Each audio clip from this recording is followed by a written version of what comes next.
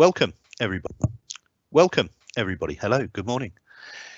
This is the first of our working from home, or working at home, as it clearly is now, sessions. And we'll just go through a couple of the domestic arrangements. Normally, of course, you'd be sitting down there in the classroom. I'd be stood up here in front of the projector and saying, good morning, my name's Matthew Empson, and it's my pleasure to take you through your course this morning.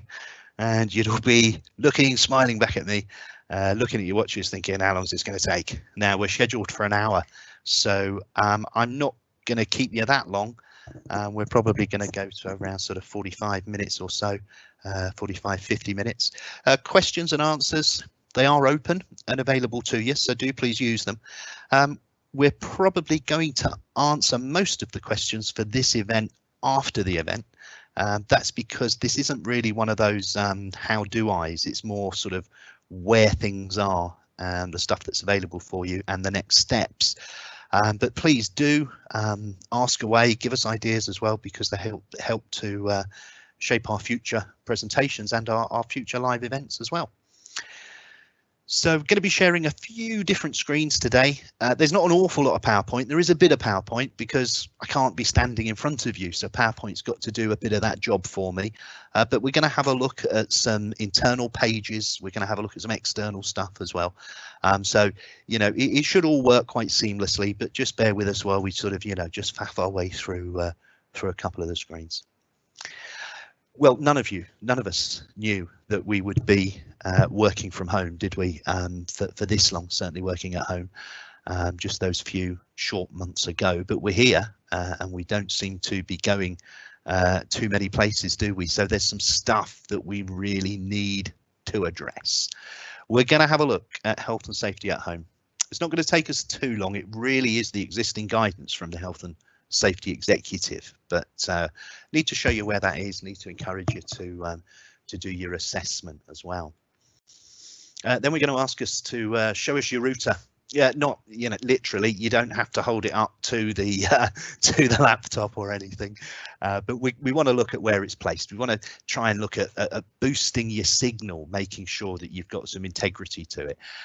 We don't want to go buying equipment and stuff that doesn't really do much, stuff that you can really do yourself. So we're going to have a little look at how you can boost that signal to help you with your meetings and your presentations and stuff.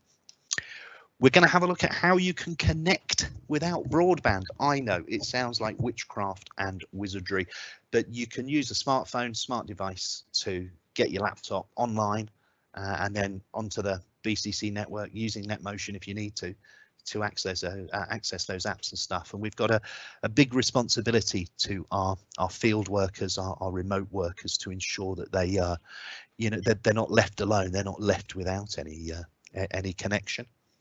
We're going to need to look at the enigma that is NetMotion as well, and find out how we go about using that, whether we do need to use it all the time.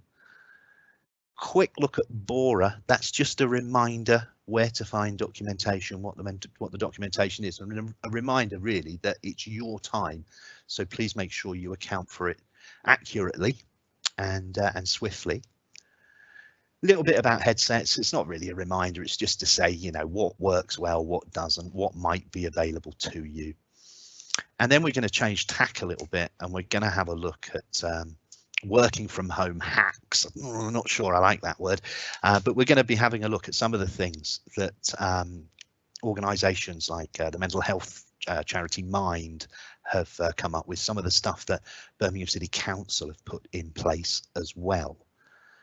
Now, as ever, there are, of course, lots of ways to get help within applications that you use, within the intranet, things like tell me what you want functionality within applications as well. A lot of the applications, especially Teams, Outlook, a lot of Excel and Word, Microsoft Office type products have got free training. You just need to go onto the website. Some of it's instructor led, some of it's a little bit like this. Don't forget the Modern Workplace Hub, because that is the one single repository for all of the materials that are generated through these sessions, as well as the communications that go out through Yammer, that go out through the normal communication channels, informing you of changes, informing you of what's new, and events like this. Don't forget Google. There are other search engines as well, and don't forget YouTube. There are hundreds of thousands of people across the world, millions of people using the same technology we're using. So have a Google of it, have a look at YouTube. There's an awful lot of resources out there. Well, right about now, I should have been taking my daughter off to a Disneyland slap-up lunch at Euro Disney. In fact, in about, sort of an hour or so. They're an hour ahead, aren't they? We were going to sit down with Moana and have a lunch. I had mixed feelings about that anyway, so every cloud and all that. But we're not doing this, and we adapt easily, don't we? And whatever job you're doing, how you are going about doing it has fundamentally changed.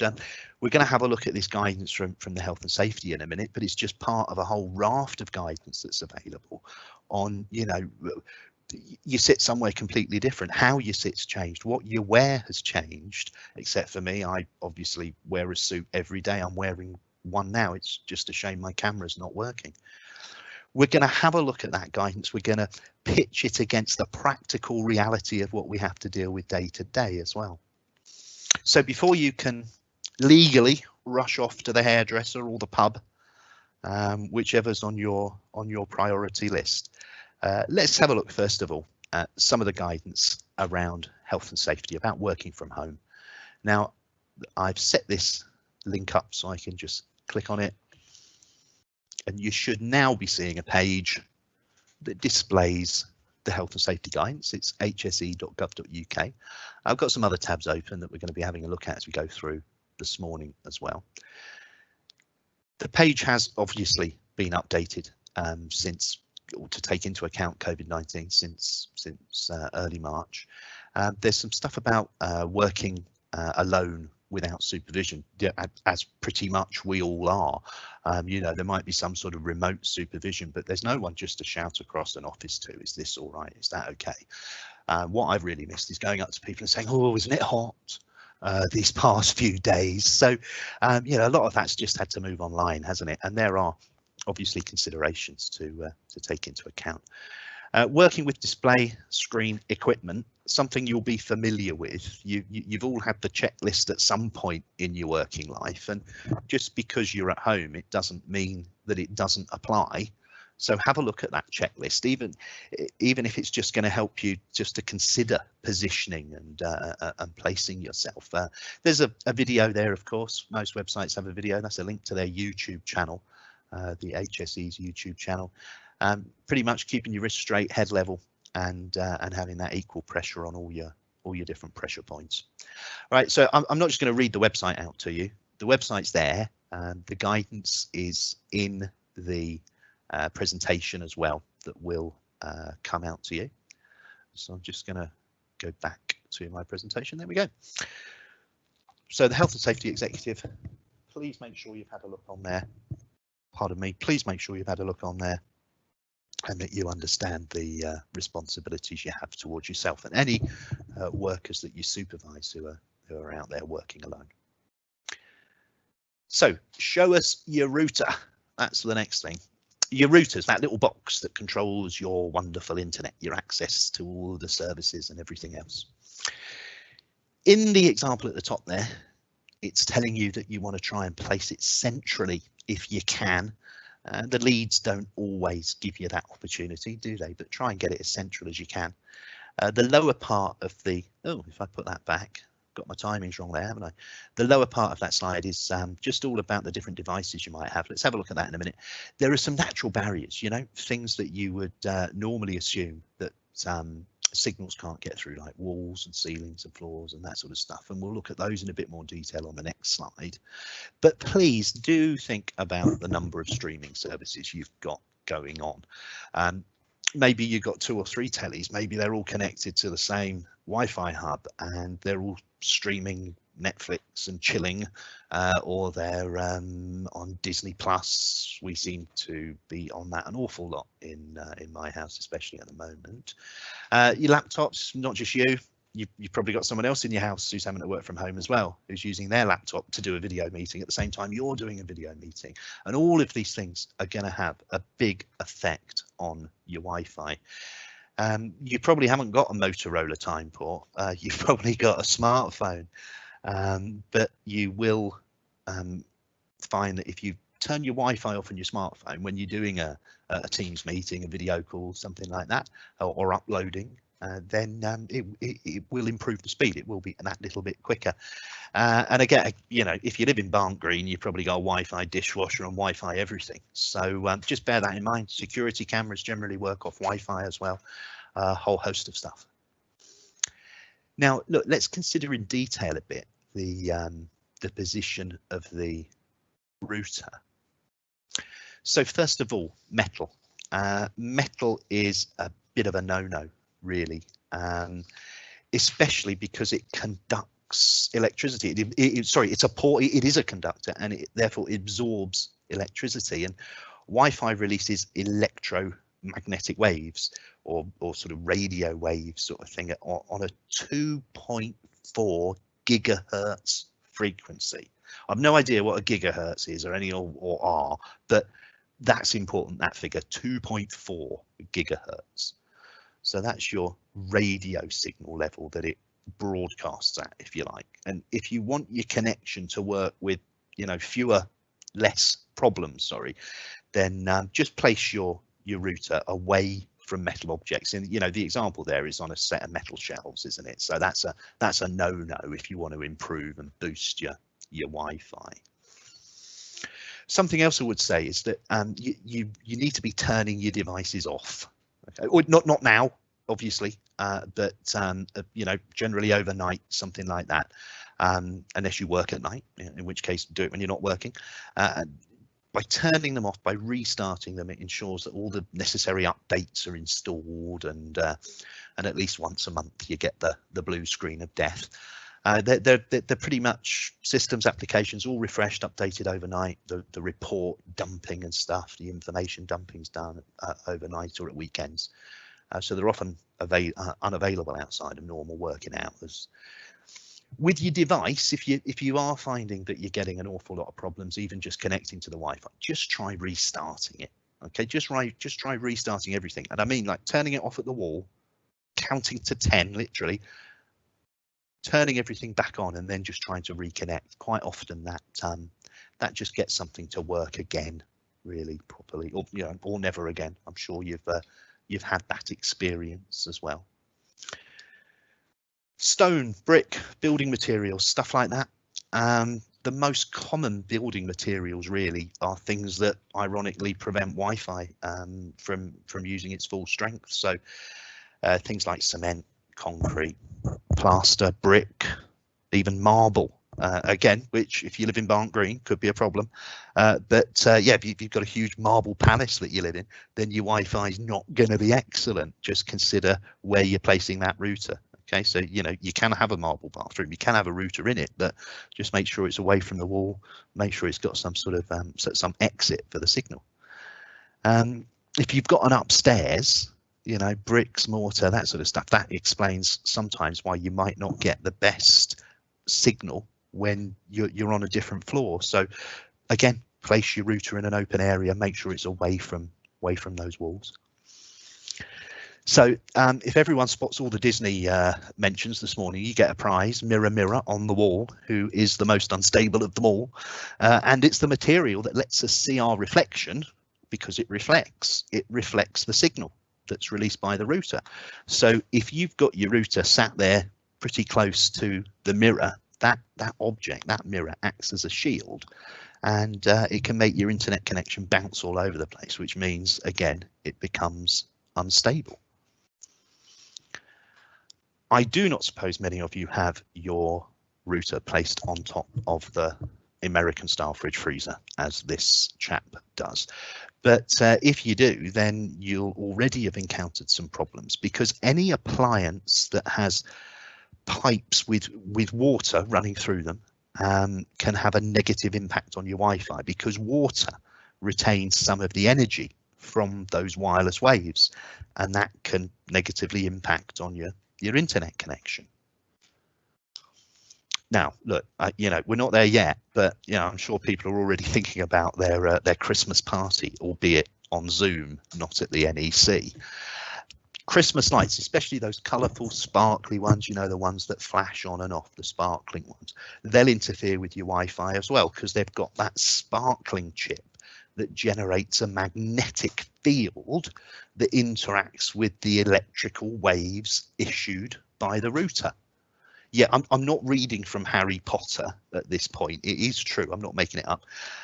So in December, just try keeping that router away from your lights or whatever, or whenever you put your tree up, if you put your tree up.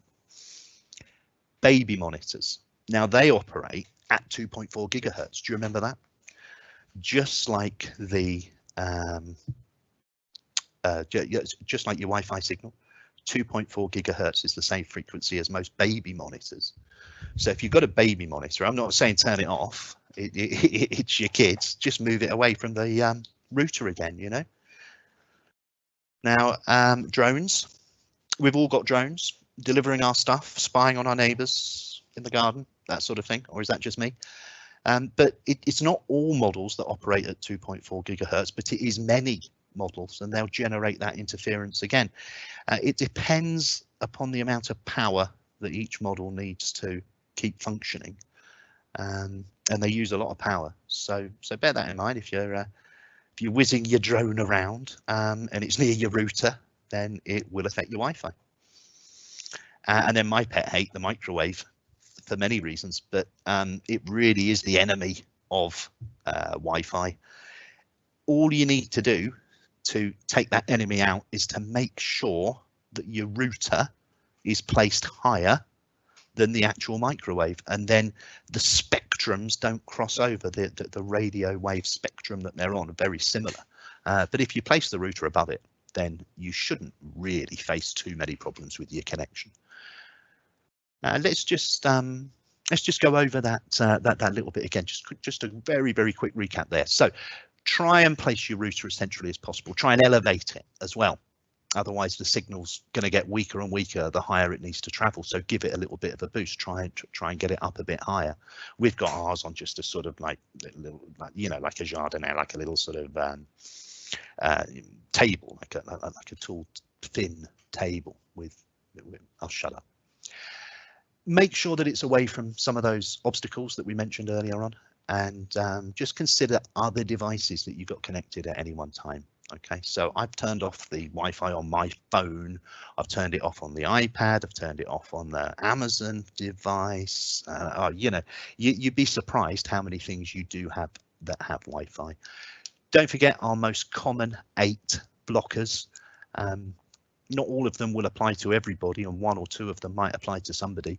But just consider those things, because these are all things you can do, you know, yourself, literally for free. You don't have to go and buy expensive boosters or anything like that.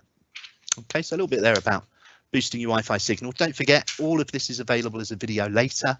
The PowerPoint will be available as well. And we are looking at how we produce a transcript as well, so that when we have the videos, we can have proper captions on there, just to make them, you know, fully accessible. So what's this little red thing here? What's all that about? Well, look, did you know that you can connect to the network without broadband? I know, incredible, isn't it? I hear you say, what? But you can do that. You need a smartphone. Now, the official BCC guidance is, where possible, we recommend that you connect to Wi-Fi, as this will provide a much better connection and will not incur additional charges. Now, more about those additional charges later.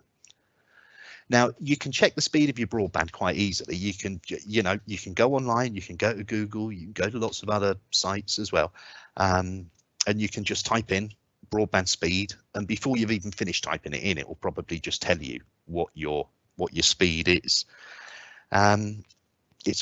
what's broadband speed checker.co.uk is another one. But if you just have a Google, you'll find it. Now, this guidance is primarily aimed at people who are on the O2 network with a BCC smartphone, a Birmingham City Council issued smartphone. You don't have to be, and your provider will have a website showing you what your coverage is like for where you are. That's the first thing I do, because if you're going to try it with a smartphone and you've got a weak, a poor signal, 1 bar, something like that, then I wouldn't bother, because that's not enough. You need a good signal. 5G towers are going up all over the place. The ones that haven't been burned down are going up all over the place, and even in some rural areas, you'll find now that you have suddenly gone from 1 bar to 5G almost overnight. So have a check of it. Once you found out your speed, you might want to Google what that actually means as well. But you're probably dying to know what this little red circle is, and that's a hotspot. And one for the youngsters here. What is a hotspot not?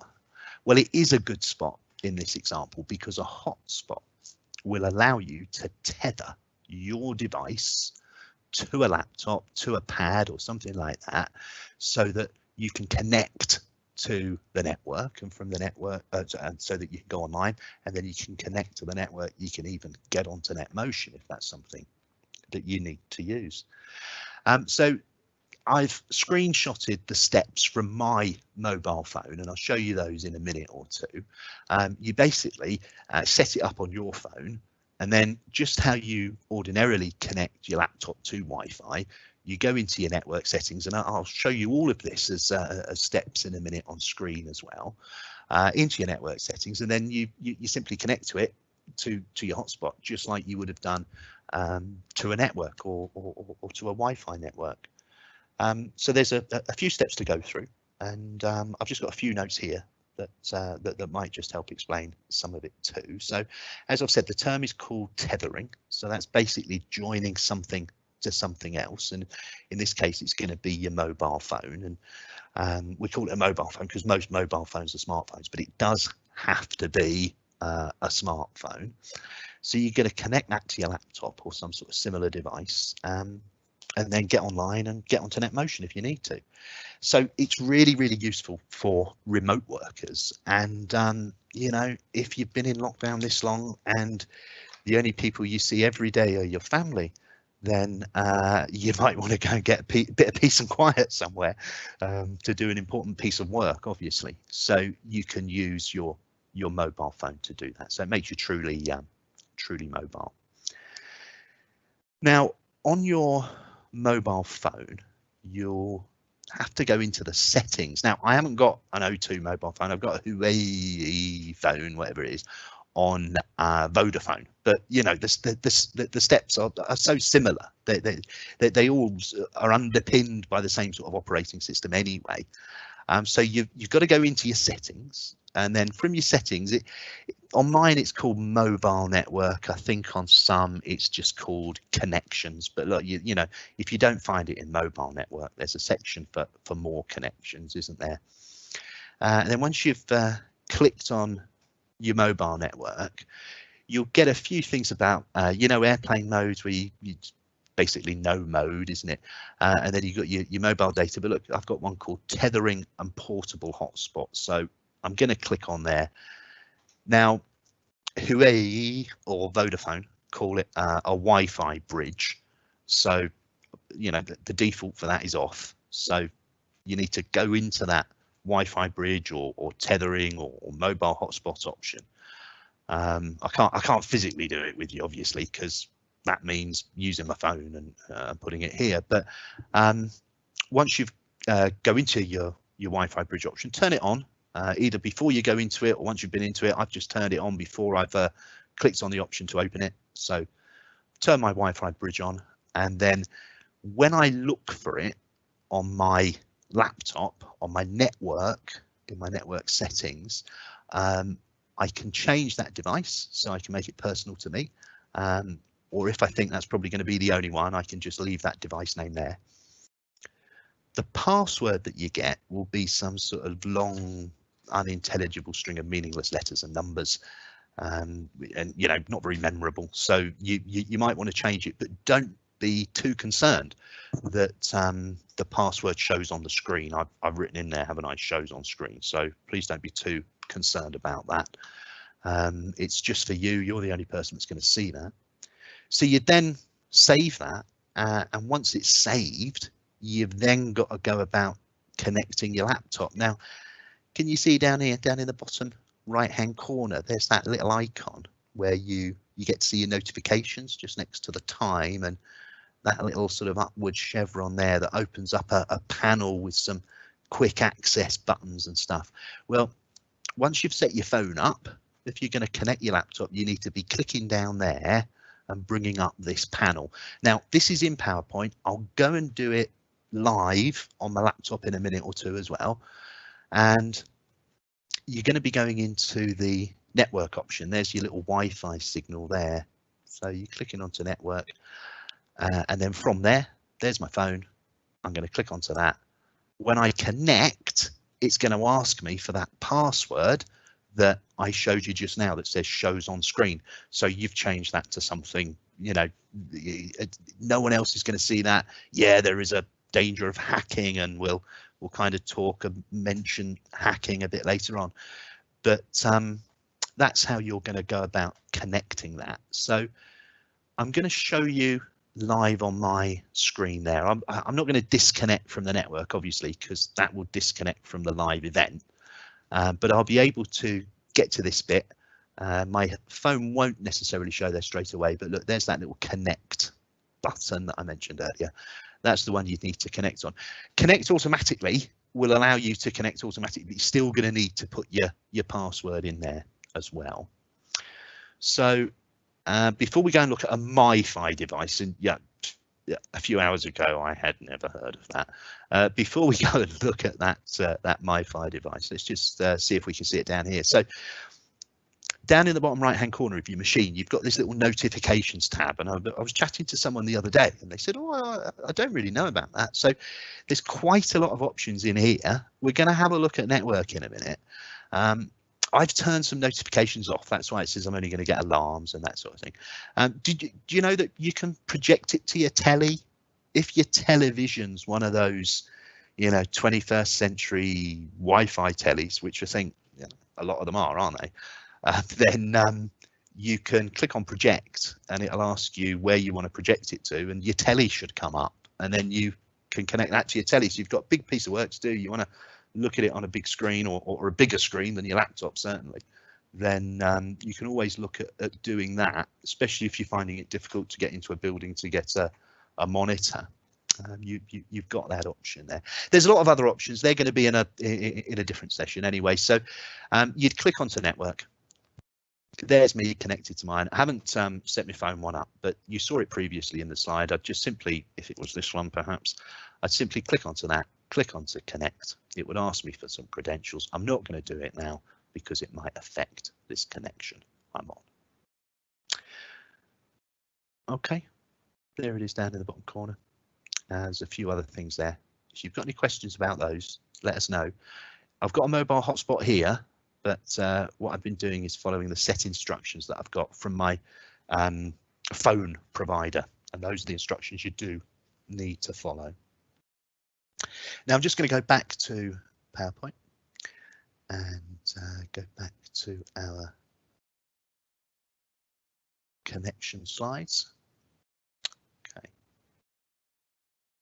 So down in the bottom right hand corner, once you've set your phone up and you've turned your tethering or your hotspot on, you've got your notifications tab.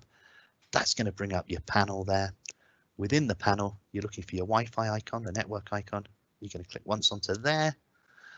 You get your list of Wi-Fis that are around the Wi-Fi, and then once you've found the one you want, you click on it, and then it'll highlight it. I've got mine on a black and blue background, but you might have a lighter one or a darker one. But then it's connect that you need. Click once on connect, enter those credentials that you set before, the password, and you will then be able to use your mobile device as a basically router. But we mentioned something about charges, didn't we, earlier on? It's going to use an awful lot of data. So if you're on unlimited data, fantastic, use it, get on with it. But it might even hit that fair policy. So don't be using this all the time. Use it when you need to use it. It's there. It's available to any smartphone user. When you have finished, don't forget to disconnect, because there's still data going in the background as well, and you've still got a live connection. It's still going to drain your battery as well. It's very power hungry as well, that process. So bear that in mind. Okay, MiFi devices. What the hell is that? No idea. They look like this or whatever. Now, this is an O2 one. I did a Google for an O2 MiFi device, but most of them seem to be provided by Huawei. And what you're going to need is your SSID. So that's like a really long string of letters and numbers. It's normally on a sticker on the back of the device itself. It's like a dongle, but it's like the next generation of dongles. It doesn't slot in to the machine either, so it's going to need a power source as well. But the steps are pretty much the same. Where I've said password as above, that's just like the SSID. It's going to be on a sticker. If it's missing, when you take the back off, because some of them have a battery as the power source that needs to be charged, recharged like a mobile phone, then which intrinsically is what it is without a screen, you will need to pop that password in. If you take the back off, you'll see it printed just like you would on a mobile phone as well. So you need a USB, plug it in, that sort of stuff. And you've got to make sure that you've turned it off when you've finished with it, of course. And look, there's a picture there. You've got, this is an American one. They seem to be a lot more popular in the States, where you've got your SSID and you've got your password. Those would be the credentials that were asked for when you clicked on connect. So, you know, previously where we set the mobile phone up to act as one of these, this is pretty much dedicated to it. So turn it on, it should appear in your list, connect to it. There's your password and SSID criteria that it's going to ask for. Just having a little quick check of my notes, make sure I told you all that. Yeah, pretty much. Yeah, good. So once connected to the network, whether you're on your smartphone, whether you're on a MiFi device, you'll be able to access your emails, documents, shared stuff, Teams. If you want to get onto corporate applications, though, like people solutions and stuff like that, and the intranet, actually, then you will need to connect to NetMotion, and NetMotion's coming up in just a minute or two, just a moment or two. So when it comes to the, let's just take a shortcut there. So when it comes to connecting without broadband, you can do it. It's called a hotspot. Have a look at your phone, check your coverage. If you've got broadband already, you can check your broadband speed, but this is assuming you don't have broadband to connect with. Mobile hotspot, click on that. It's got that password that you might need to, or that you can change. Oh, sorry, that went a bit quick. There you go, got that password you can change. It's not going to work until you turn it on. So make sure you turn it on, make sure you save any changes, but please remember to turn it off as well. Okay, so down in the bottom right hand corner, you can get onto your notifications tab. Up there, you've got your panel, Wi-Fi icon, click onto that. You won't already be on one, so you won't need to disconnect. You'll purely need to connect to the smartphone tethering hotspot that you set up. If you've got a MiFi device, I'd like to know in the comments, actually, in the questions and answers, if you've got that. Now, only access the network via these methods. Sorry, only use these methods when broadband's not available to you. Broadband really is your savior. Use this as the exception, not the rule. So, if your network connection, if your mobile network connection's poor, then Wi-Fi and MiFi, neither of those are going to help. And if you do not have either of those devices or access to anything like that, and you require a connection due to your Birmingham City Council activity, your work activity, then you're going to have to log a call. This link will get you into the ICT portal, but it will also open the document that you need to fill in and submit, so you can do that all in one place. So that's that section about connecting without broadband. Normally, of course, if we were in the classroom, probably take a break about now, but we're gonna crack straight on. I'm going to pour myself another cup of coffee as I go. Hopefully you won't hear that, and we're going to have a look at NetMotion. What the heck is NetMotion? What does it do? Who knows? Answers on a postcard, please. I think that the best advice anyone can give you about NetMotion or about anything else is that if it's working, don't mess with it, because it's working. You can't increase its speed. You can't change much of it in the way of settings or defaults, parameters, anything like that. As I said to you earlier, it's a little bit of an enigma to me as to what works and what doesn't. You can't really break it. For example, in Teams, you don't have to have NetMotion on to run Teams. You can turn NetMotion off. Ooh, sickness motion there. But you won't be able to access your files in Teams, because your files in Teams aren't really in Teams. But let's not go into that now. They are there though, aren't they? You do see them. But if you want that full interactivity, then turn your NetMotion on. If you just want to have a Teams meeting and you want to rely on some video because you've got half a dozen people or whatever, and you need to see them and they need to see you, then just try turning your NetMotion off. Do a quick dry run, turn your NetMotion off, and that will still work. Let's have a little look in detail. Oh, before we do that, I think for some people, somebody was saying to me when I was talking about this the other day that NetMotion doesn't automatically start for them, but on my machine it does automatically start.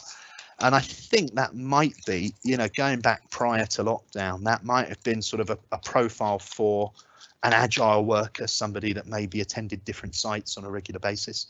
And the difference between them and somebody who's predominantly based in the office. So it could be something like that. But, if you want to address that, log a call to the help desk. They'll probably, get that done quite quickly. That's not a too big a job. So deep breath. What on earth is going on here? Well, look, I've got to give credit where credit's due. And Stephen Booth, if you're there, give yourself a pat on the back, mate, because you sent me this picture and a bit of an explanation that I'm going to go through now. That's not a cop out. That's not shifting blame. That's just to give some credit where it's due. So here's you. Here's your device, and look, there's that key there. There's that padlock. So I'm just going to tell you a little bit about what it does, and you can follow the picture through yourself. So when you're connecting from home or wherever you are, remember you might be on a smartphone. NetMotion sits between the applications that are on your laptop and the connection to the internet. Okay, so you don't need NetMotion to connect to the internet. NetMotion is there to connect the applications on your machine via the internet through your broadband. So when an application tries to talk to the server back in the city over here, look, that looks like the old council house then. NetMotion encrypts that message before it goes out. So you press your buttons here, NetMotion's doing its encryption, then an encrypted message goes out, and it only reaches the people it's intended to reach. It goes through the city's firewall. Might not be a person, might be an application, might be a screen, a report, but it has to encrypt that message first, so that keeps the hackers out. The firewall, that's what a firewall's for. It's supposed to keep hackers out. Again, we'll mention hackers, modern day sort of Captain Jack Sparrows a bit later on. NetMotion will then decrypt the message because it's encrypted, and then it will service the message, get a response from the server, send that back to NetMotion, encrypt it, goes through the internet. Are you still awake? Into your broadband, and then NetMotion at our end will unencrypt it again, and then the picture or the response, the application will appear on your screen. And it does it really quickly, doesn't it? Considering what it's going through. Now, NetMotion and our application servers and your broadband, the firewall, the internet, everything in there comes together to make what's sometimes referred to as a virtual private network, a VPN. And that's what a VPN is. You're sending a message over a public network, but the only people that can read it are the ones it's intended for. Or the hackers, of course. Hackers can read anything. But we've got a firewall, so they can't read it without a fight. And I don't think they have ever successfully read anything, but don't quote me on that. So next time, try a meeting without NetMotion. It really should improve the quality, but it does have its limitations. I'm using NetMotion today because I don't trust fully my internet connection, but you know, that's regardless of my internet connection. It's not influencing that. It's purely encrypting data and giving me a secure connection to the apps and areas I need. Now I have I've got a massive long link here to the guidance. We're going to take a moment, if we can, if we've got time, to look at the guidance. I've got the windows open already, so I will try and go through that guidance, but I'll try and sort of roll it up together so we look at all of it. The guidance, of course, is available on the hub as well, on the Modern Workplace Hub. This whole wealth really is a fantastic resource. And again, I'll show you a bit of the Modern Workplace Hub as well in a minute or two. Now, the information I've showed you, or the information I've talked about, I've kind of, sort of researched a bit on the internet, asked the people internally as well, but then there is this NetMotion guide, and the NetMotion guide will allow you, the link allows you to open it up. You should be seeing a PDF document in front of you now. Lots of pages there you can go through. It hasn't got that picture, it hasn't got that explanation, but that will be available to you in the PowerPoint as well. So just kind of a little look at where NetMotion sits, where it is on your machine and that sort of stuff. And then we've got a couple more bits to do, and then we'll get on to the working at home section as well. I've forgone the coffee because it's gone cold. Poor me. So I'm on the water, but seeing as I'm on leave in about an hour and a half, I'll be turning this water into wine at some point. There you go. Thanks for bearing with me. We'll add a bit of that. So I mentioned there's guidance around. We had a little look at the health and safety executive one, didn't we? There's the NetMotion one. I'm getting a lot of this through the original link that was sent out about general IT guidance for us now. A lot of us are working at home. I've tried to pull a lot of this information into the stuff we've been looking at today. There are a few bits which we're going to look at in the next session and in other sessions that the rest of the team are doing as well. The quick reference guide is quite useful. We're going to be looking at printers in a minute, so I'm going to open that one up in a minute or two. But please, please, please don't forget the Modern Workplace Hub. Apparently I've got a working from home meeting. I'll have to dismiss that. It's come up because I've gone into the hub and I'm linked into the hub. So some of my notifications come through to me there. The hub's a fantastic resource. Look how to use Teams, Outlook emails, calendars, stuff like that. Links to all of our videos, links to upcoming events as well. I'll just take just 1 minute now just to try and push some of those other events as well. So we've got a whole schedule that's available. Clicking into the schedule and viewing those existing ones, stuff that's already happened. Get a link to those videos straight away, and you've got the schedule further down there. There's quite a few going through to around right about the 14th of July at the moment, I think. There we go. So quite a few of those, and then we'll hopefully run them again as well, going through August, September, and for however long we're in this situation. I've kind of stopped calling it the new normal because it's the normal. I want a new normal other than the normal of lockdown. But we'll talk a little bit more about that a little bit later on. Just aware of the time going on. So there's your mobility client. I went to my start window, pulled in mobility client and open it from there. You can of course access it from outside of the application area, you can access it down here via the chevron. Should always be available that way. You'll need to go into properties to get that same window up, but that's how most people sort of connect manually. If I'm going to disconnect, then obviously I've got to disconnect manually. So if you started your laptop up, your Wi-Fi is fine, you've got a great signal, but then you're looking and you think, well, everything seems to be a little bit slow. Just have a look at your mobility client. If it's auto started, it might need restarting. If it hasn't started, then obviously click on to connect to get it started. I'm not about to disconnect mine. Not yet anyway, nearly there.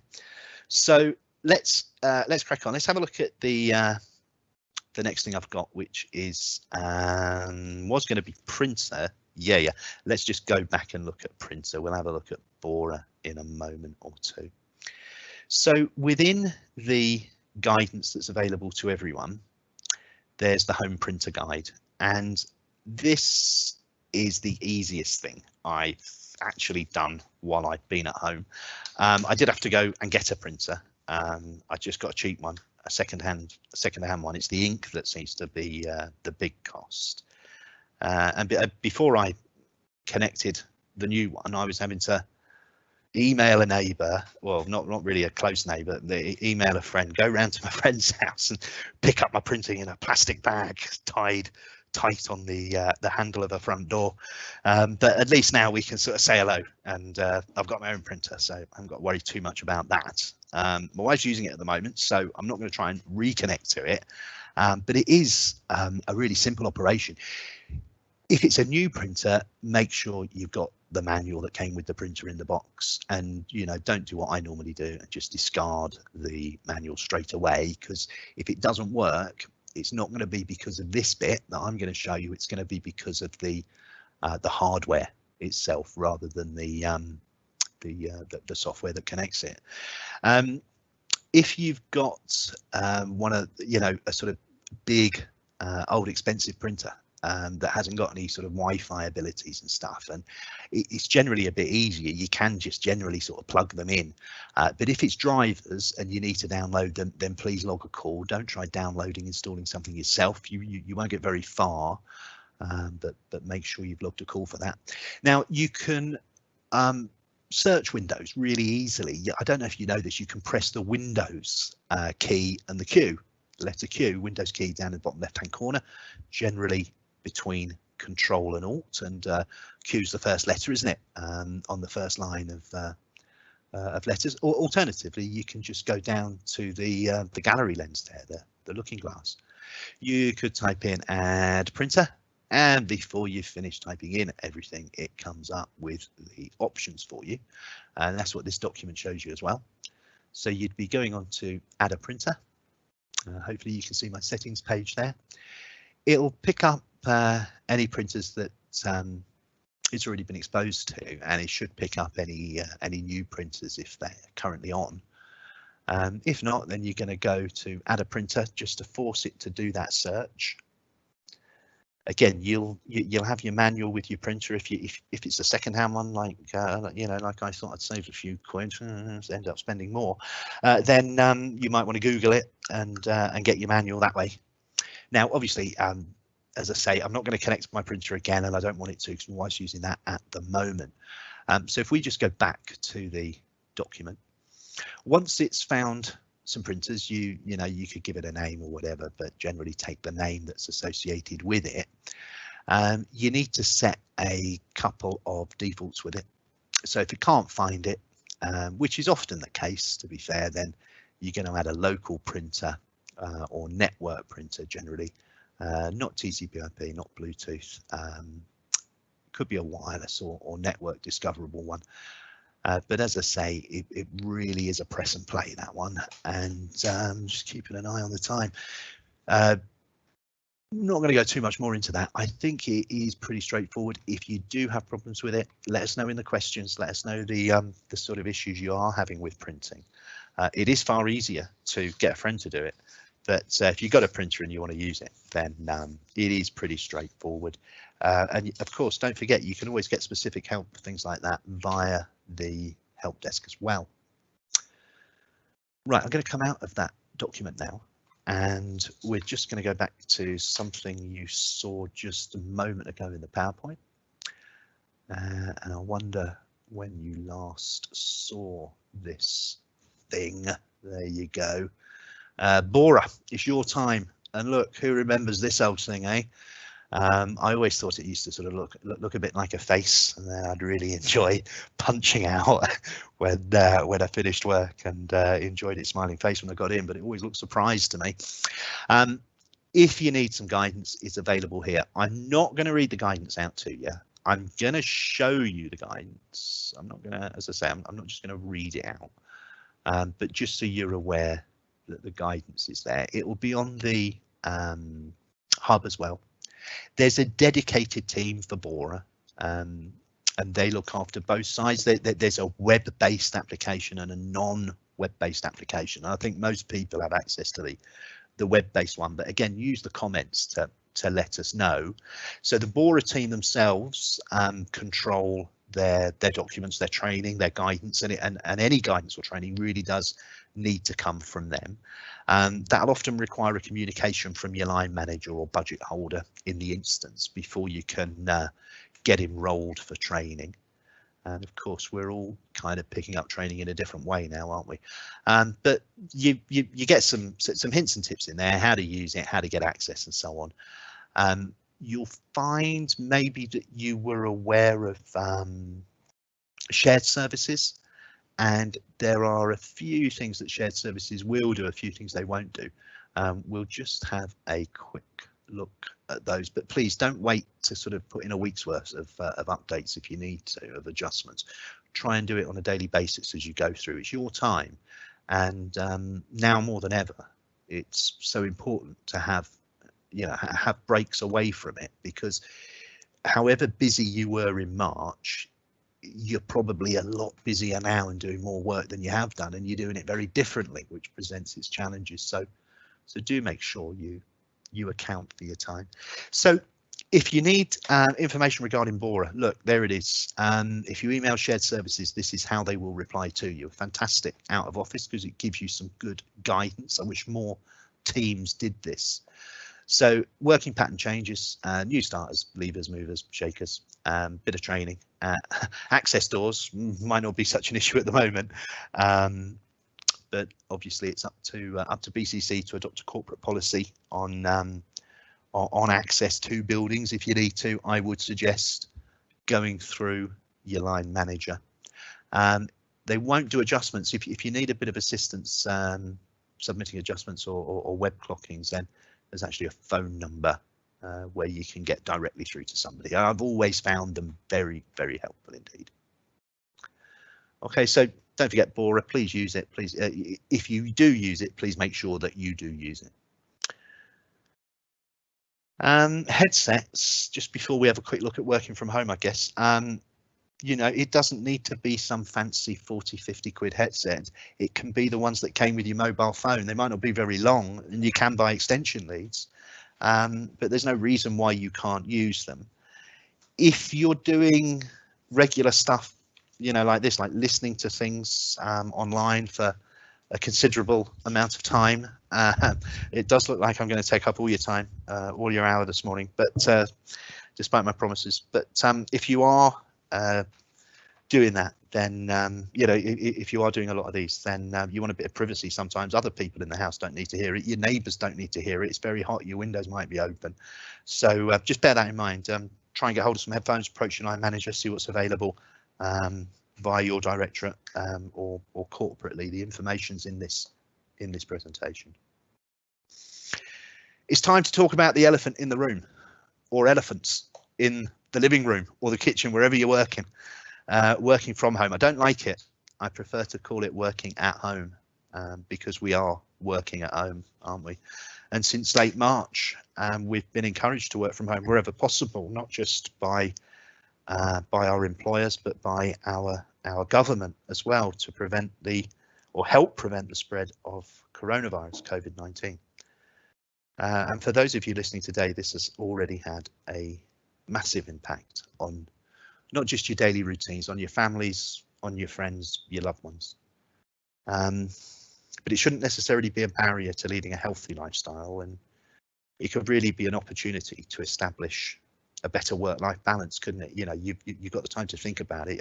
I used to have a commute. So it was only a relatively short bus journey into town, yes, the city centre, and then a walk through town up to behind the council house. That was my commute, and I loved it because I loved it in the mornings, not so much in the evenings when it took too long to get home. But you know, I'd get off at the markets, I'd have a walk through. Everything was sort of starting to open and come alive, and then you know, you'd see the developments, you see the tram, the city centre never looked the same 2 days running, and I miss that.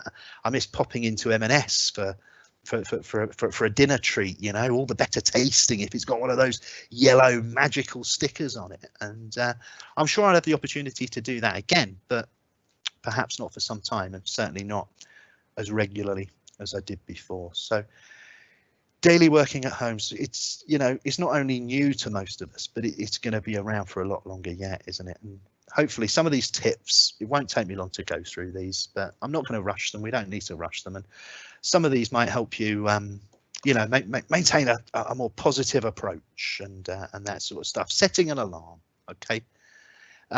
If you haven't got a commute other than just sort of going downstairs or getting out of bed and rolling into another room, then you can use it to your advantage. You know, try and get up at the same time as you used to get up, and that helps you to maintain that routine. You'll get the sleep you expected to get. You're not thinking, oh, I'll get up at 6, do a bit of work so I can clock off at 2 and I'll have done my hours. If that's your balance and it works for you, great. I'm not saying you should change anything, but just try thinking about introducing a routine if you're feeling a little bit haggard from it all. You know, or you use the time to plan a nice healthy breakfast, something like that, or any form of activity that can replace your commute. We don't need to know what that activity is. Thank you very much. But just try and get into that sort of routine. So, you know, setting an alarm, getting dressed, for example, not like this one here. Obviously, I said to you earlier, I'm wearing my shirt and tie, my suit, everything I wear normally for work. And whatever your environment is, whether you're trying to sort of find space, feet up on a table, whether you've found that little space in the corner somewhere there and you've got a nice bit of light, however you've set your workspace up. And I think this is probably a bit more real, isn't it? Having to juggle everything else that you've got in the house as well, partners, children, and so on. You can't choose them, can you? So however you're doing it, you are actually already doing very well, but just think about trying to separate a little bit of space for work from where you live so that you're not having to change it, set it up, take it down every single day, especially if you've got young children. Try and sit correctly. Not always possible, but just think about it. So maybe take a few more breaks than you would normally away from your screen to just stretch your back and avoid any of those injuries that can happen. Maybe set an alarm on your phone to say, right, you've been sat there for an hour, get up, walk around. Maybe set a sort of working pattern. So, you know, you're adjusting to it. You've got a bit of childcare. Maybe you can get a couple of hours here, a couple of days there, a couple of hours here and there. But, you know, try and start and finish at roughly the same time. And you know, I'm so guilty of not doing that. I'm really guilty of not having a lunch break because I feel as though there is so much, and perhaps I need to be a little bit more focused and a little bit more motivated sometimes, so that I stay on task and I get those things I need to get done. I've started having a little sort of task list. There's a couple of apps in Teams that can help you as well. There's a planner app and a task app as well. Try and avoid distractions. Last night, wife said, "Oh, good, the builder's been in touch. You'll be around at 10:30 tomorrow." It's like, no, please, no, not between 10:30 and 11:30. Please, after that. Background noise, the TV, radio, things like that. They're nice, but then if you're online, there's interference possibly because it's a digital radio, things like that. But there's also that distraction. You can't concentrate. It makes the job harder. I've had to bury the drill, and the drill bit's in the back garden. We haven't got anything left to drill a hole in now. Things like that. Try and find that balance. Make sure you eat. Make sure you drink. Not from the pubs next week. You know, if you are going to a pub next week, make sure that you're not ordering 2 Fantas, a coffee, and a bag of scampi fries. Because if you are and you're in front of me, I might have to ask you to move politely, but forcibly. So yeah, remember to drink plenty of water, I found the first month coffee, I got through coffee, more than I would have even if I was at work, because I'm sitting in the kitchen and I'm right next to the coffee. So yeah, I switched to water. It's not easy straight away, but little adjustments like that can make you feel a bit better. And certainly reducing the amount of coffee, the amount of caffeine I took did help. Remember your social connections. It's easy to feel isolated when you're working away for long periods of time. Check in regularly with your colleagues, your manager. Be honest about how you're coping. If we're not honest, we'll think everyone's doing fine, won't we? And you know, not all of us are. There are lots of tools for staying connected. You got these virtual kitchens, drop-ins, that sort of stuff. My small team meets regularly. Good 20 minutes is spent chatting about the little stuff, you know, having a barbecue, looked out of a different window. And then the wider team has a weekly online social as well. There's no pressure on anybody. You can dip in and out. And then really, I suppose, one of the last things, you know, all of this adds together to your well-being, doesn't it? And I won't keep you much longer. I won't bother with a recap. I've tried to recap as I've gone along. Try and write an action plan. Just think about the things that make you happy. Think about the behaviors that make you happy. I think, yeah, Mind, the mental health charity, they've produced a load of guidance that's available as well.